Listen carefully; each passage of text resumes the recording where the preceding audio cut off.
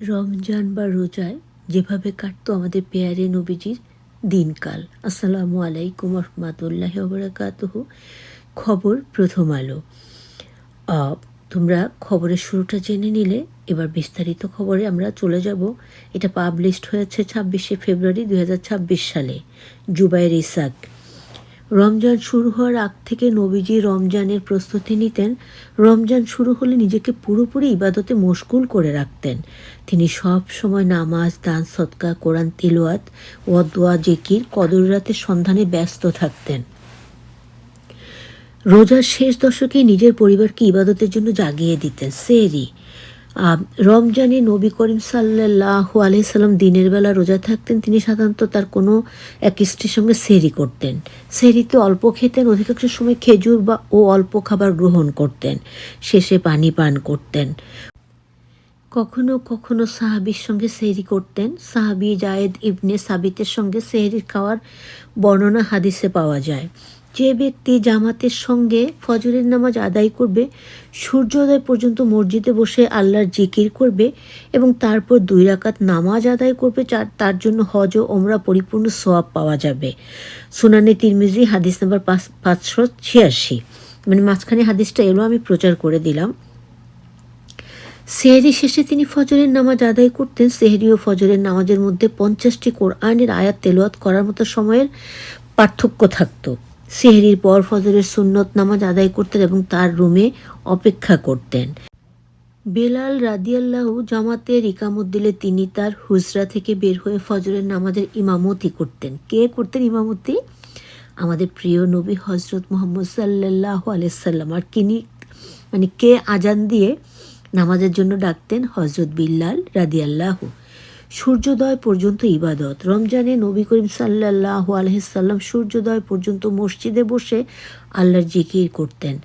প্রায় 20 মিনিট বা তারও বেশি সময় অপেক্ষা করে 2 রাকাত নামাজ আদায় করতেন। তিনি বলেছেন, যে ব্যক্তি জামাতের সঙ্গে ফজরের নামাজ আদায় করবে, সূর্যোদয় পর্যন্ত মসজিদে বসে আল্লাহর জিকির করবে এবং তারপর 2 রাকাত নামাজ আদায় করবে, তার জন্য হজ ও ওমরার পরিপূর্ণ সওয়াব হবে। সুবহানাল্লাহ। সুনানে তিরমিজি হাদিস নাম্বার 586। স্ত্রীদের সহযোগিতা।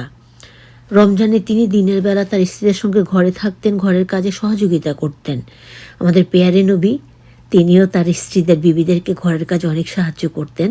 তাদের সঙ্গে স্নেহ ভালোবাসা দেখাতেন। এমনকি তিনি কখনো কখনো রোজা অবস্থায় তার স্ত্রীদের চুমু খেতেন।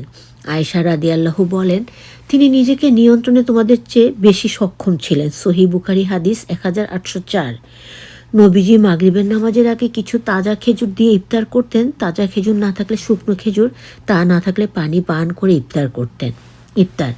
মাগরিবের পূর্বে নবী করিম সাল্লাল্লাহু আলাইহি ওয়াসাল্লাম তাসবিহ ও কিছু দোয়া পাঠ করতেন। মাগরিবের আজান হলে তিনি কোনো স্ত্রীর মাধ্যমে ইফতারের ব্যবস্থা করতেন। নবীজি ইফতারে তাজা খেজুর খেতে ভালোবাসতেন। তাজা খেজুর পাওয়া না গেলে তখন তিনি শুকনো খেজুরই খেতেন।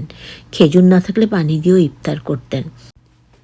ইফতারের পর তিনি মসজিদে মাগরিবের ফরজ নামাজ আদায় করতেন। নামাজ শেষে ঘরে ফিরে সুন্নত নামাজ পড়তেন এবং স্ত্রীদেরকে সময় দিতেন।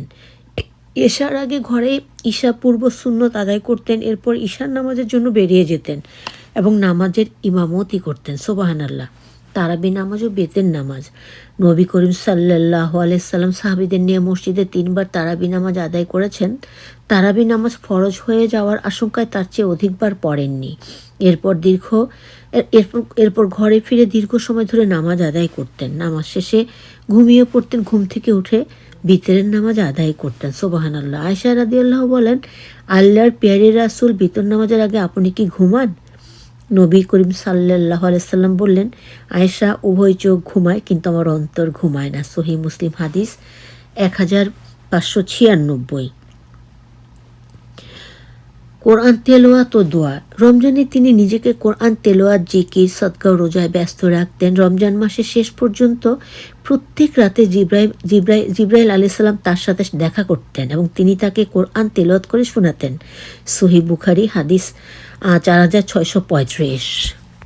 দান সদকা। তিনি অধিক পরিমাণে দান করতেন, বিশেষ করে রমজানে। সাহাবীরা তাকে প্রবাহমান বাতাসের মতো উদার বলেছিলেন। ইবনে আব্বাস রাদিয়াল্লাহু বলেন, নবীজি সর্বাপেক্ষা দানশীল ছিলেন, সবার অপেক্ষা বেশি দানশীল ছিলেন তিনি। তার বদান্যতা বেড়ে যেত রোজার পবিত্র দিনে যখন জিব্রাইল তার সাক্ষাতে আসতেন, মানে তার সাথে দেখা করতে আসতেন।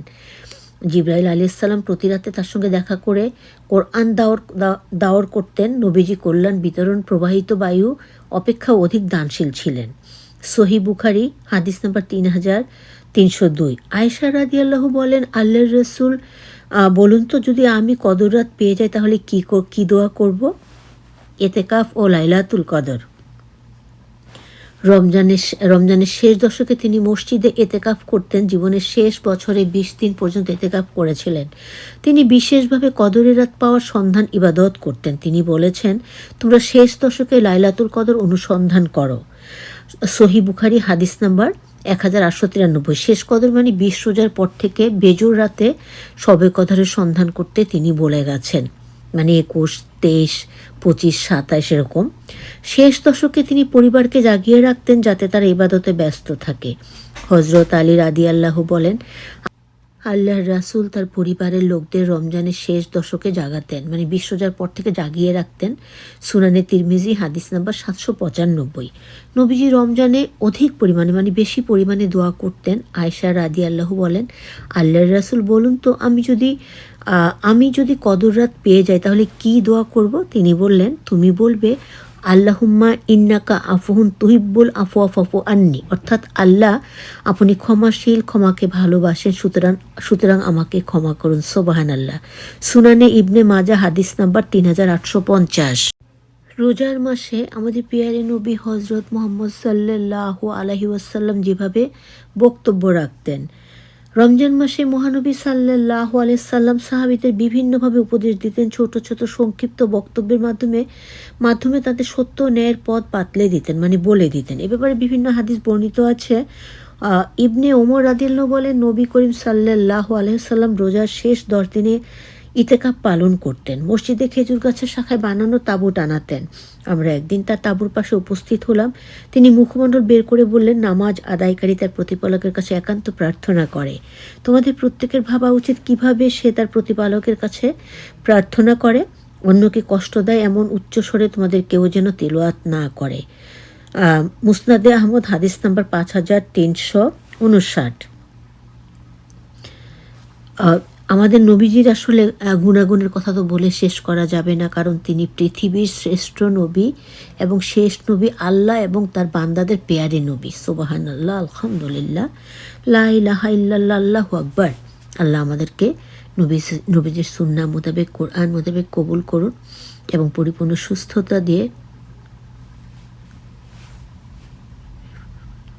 সবাইকে সুদীর্ঘ নেখায়াত দান করুন। বেশি বেশি ইবাদত করার তৌফিক দিন।